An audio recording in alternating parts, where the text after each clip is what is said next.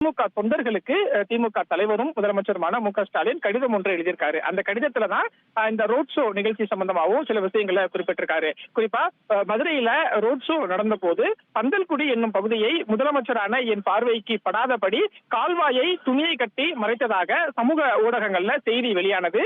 அந்த செய்தி சமூக வலைதளங்கள்ல வெளியாகி விமர்சன கருத்துகள் பதிவான நிலையில அந்த துணியை கட்டிய இடத்தை உடனடியாக அகற்ற உத்தரவிட்டேன்.